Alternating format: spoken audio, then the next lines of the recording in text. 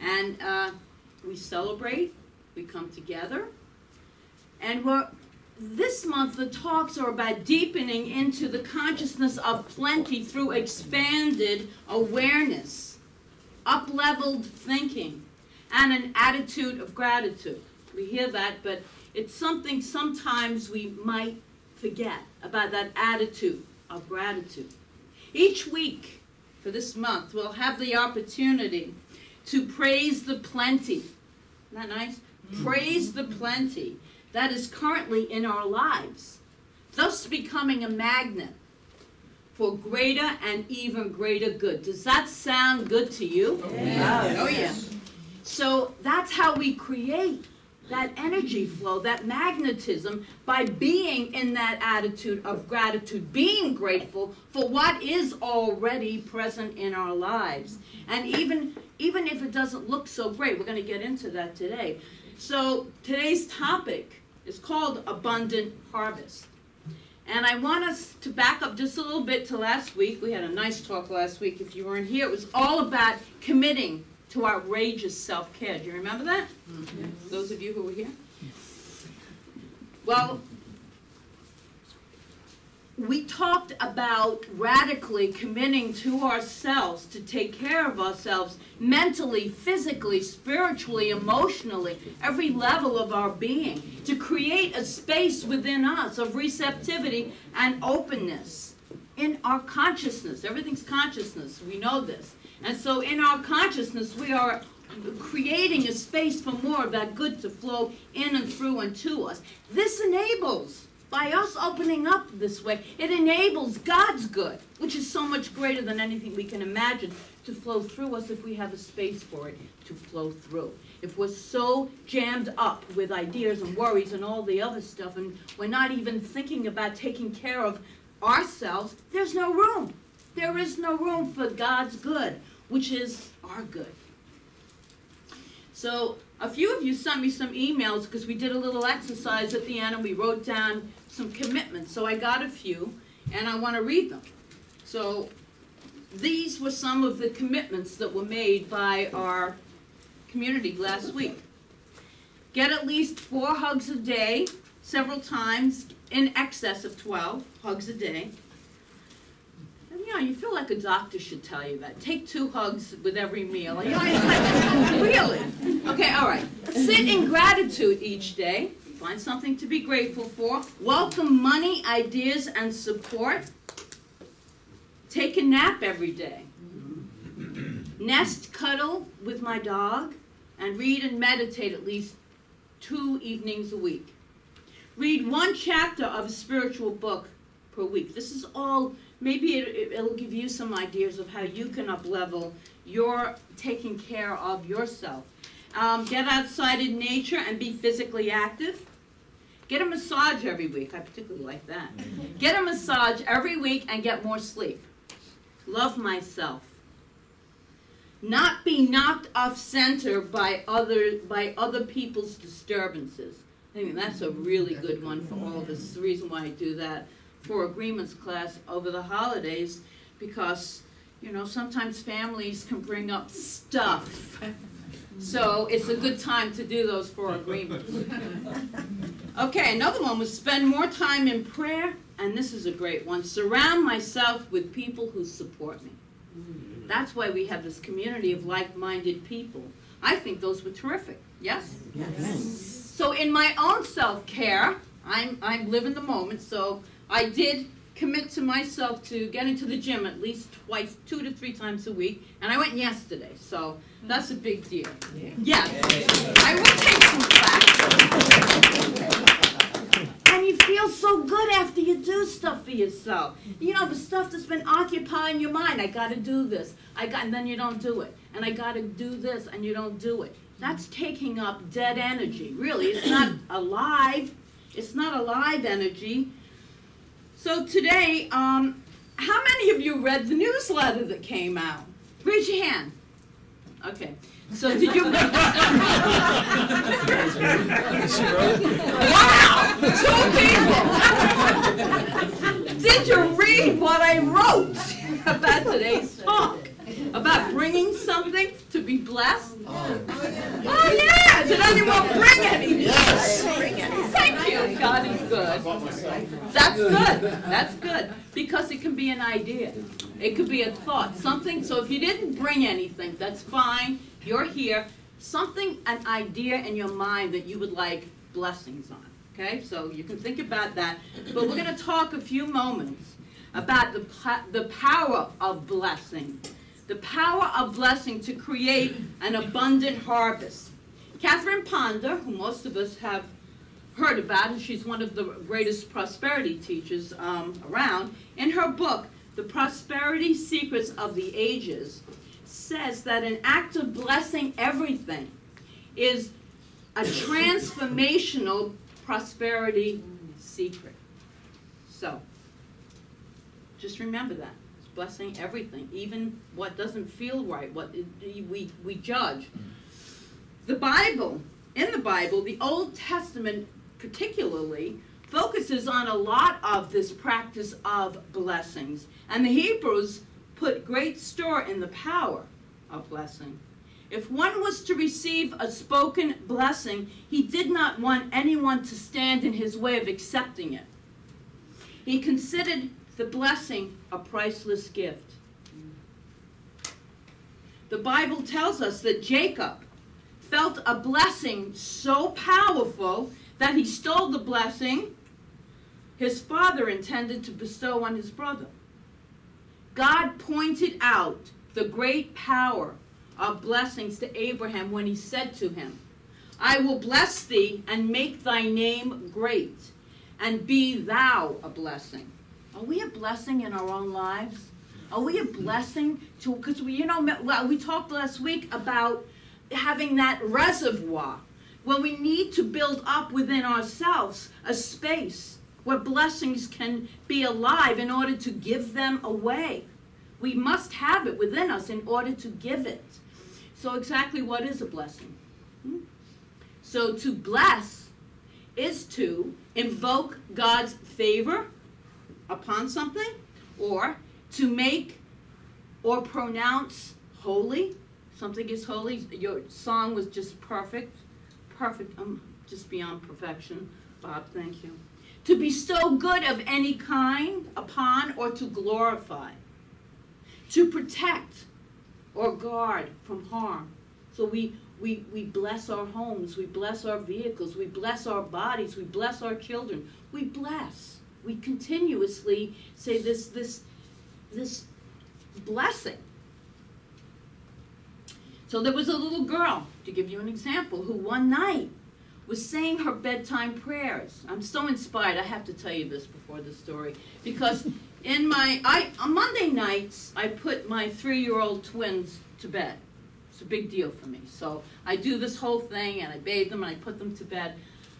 And I do. My grandchildren, yeah. Did I say children? I don't have 3-year-old I don't have 3-year-old children. My grandchildren. So, I make up a story every night because they want a story. I decided when I was writing this, I am going to teach them blessings. I am going to teach them prayers because I know they haven't been exposed to it yet. So Grandma's getting right in there. They're getting tired of seeing my videos on my phone. So I'm going to teach them how to bless. God bless Mommy, God bless Daddy. So this little girl was going to bed. So maybe you can influence someone in your life. After sending her blessings to her family, she blessed Mommy and Daddy and her brothers, her sisters, her pets, blessing, as children do, just about everything they can think of. She then added, and most of all, dear God, bless you too, because without you, we'd all be sunk. So, do we bless God? Do we praise and raise our gratitude to the Supreme Creator? Do we do this on a regular basis? Carol Mayo does it. Does anyone else? So this is gearing us into that area of blessing. And we needn't be concerned that something will happen to God. We know this. But it's a powerful practice to begin blessing everything, just like the little girl. First focus on the good. on the good and bless it, because that's the easy part.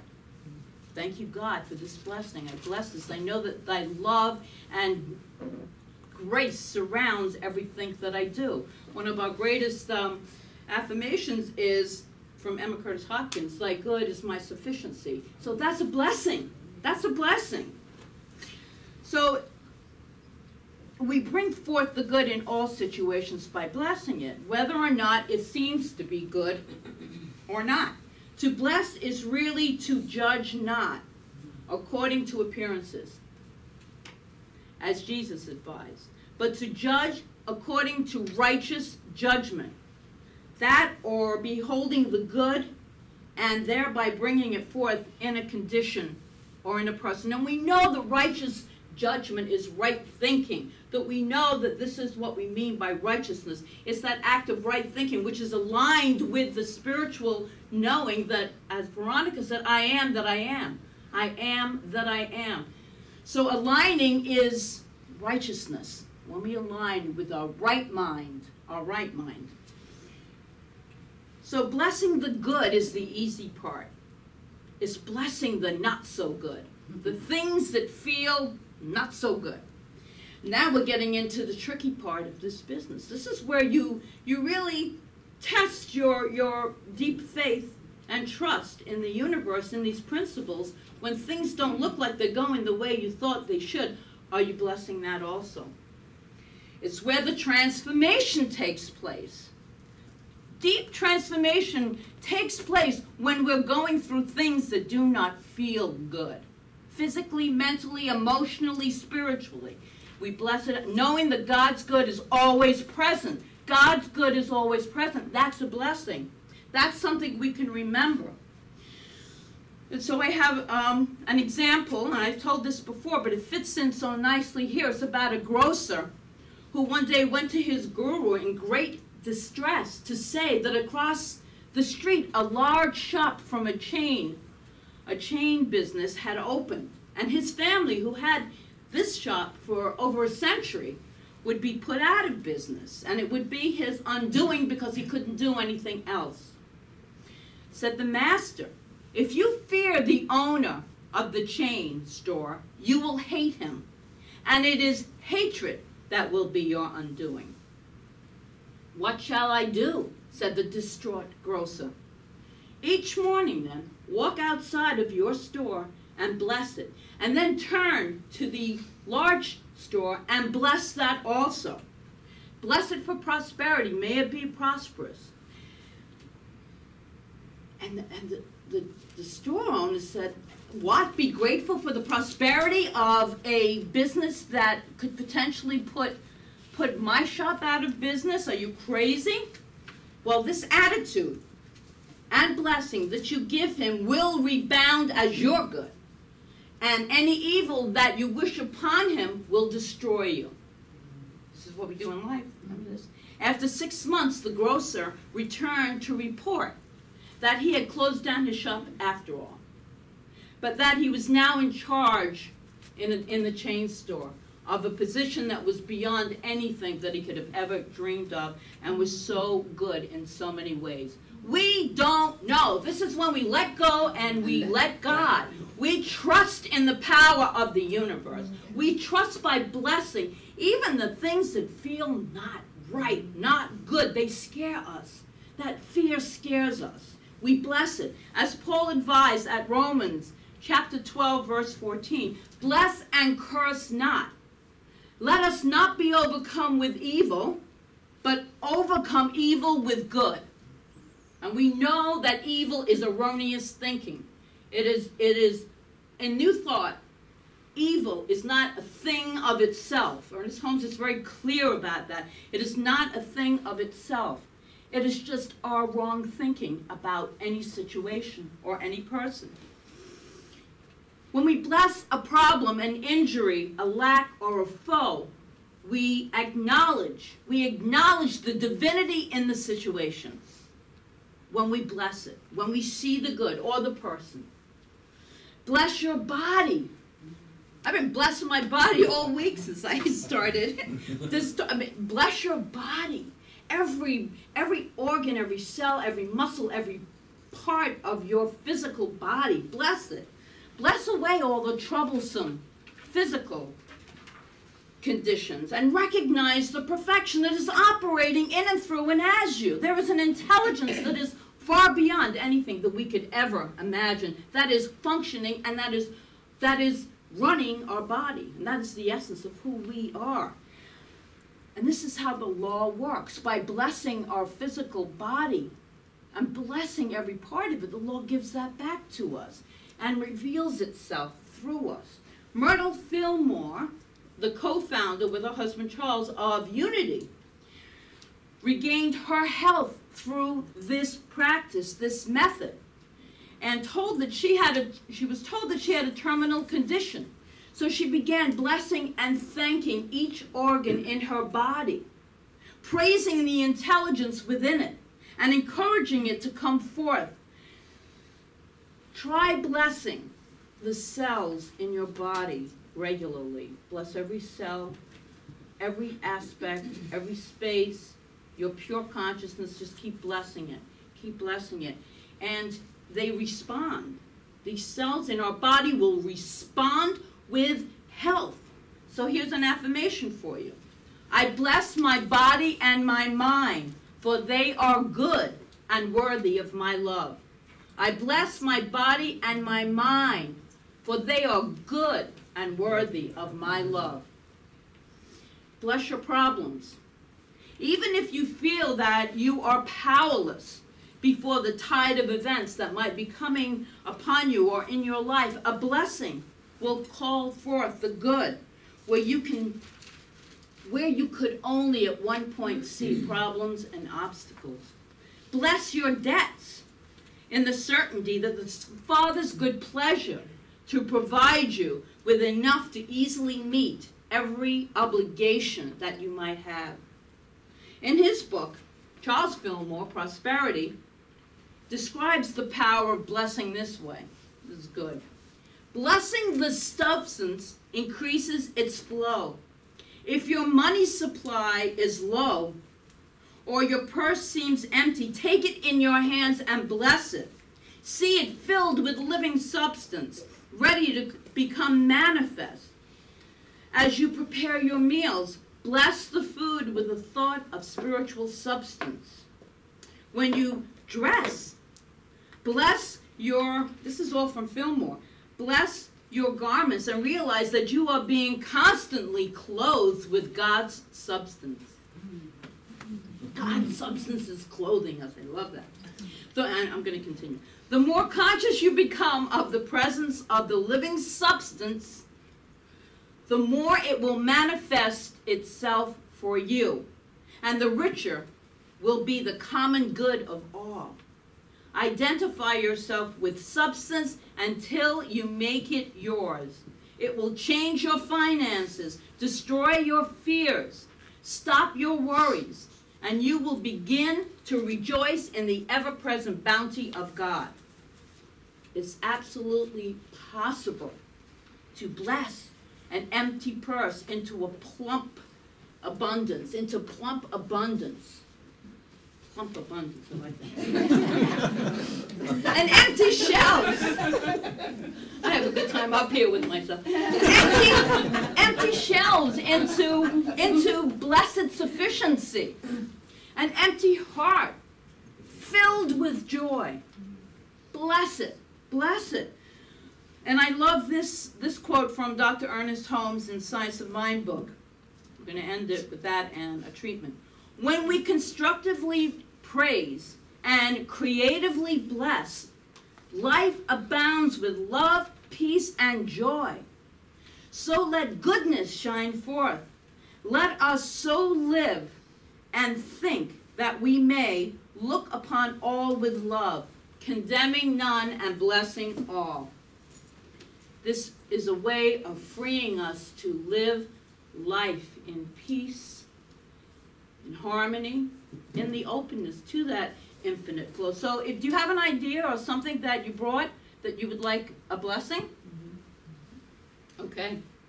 So just hold that in your mind then, or if it's an object, hold it to your heart. And so let's take a deep breath together. And exhale.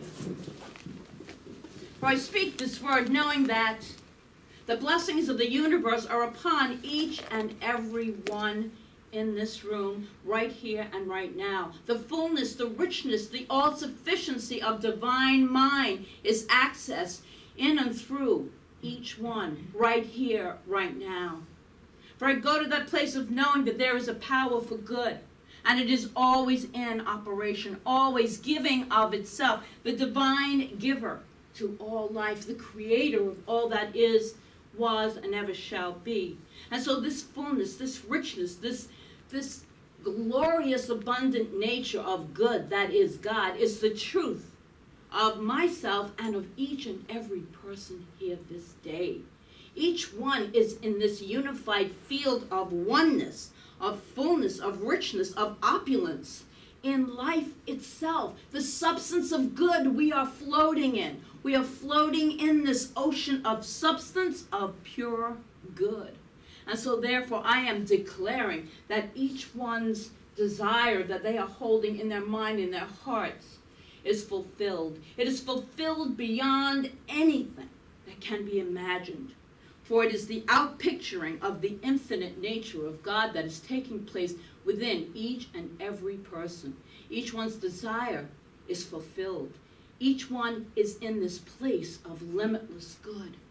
By opening up the heart in gratitude, it opens up more and more and more of the energy of good to flow through to and as us. I give thanks for this. I give thanks for all that is. I give thanks for this spiritual center that brought us all here this day. I give thanks for the fullness, the richness, the allness of God that is taking place in each and every one's heart and mind. And knowing that this word absolutely cannot return void, I release it into the law of divine mind, where it is made manifest in absolute perfection, in perfect order, and in love. And so it is.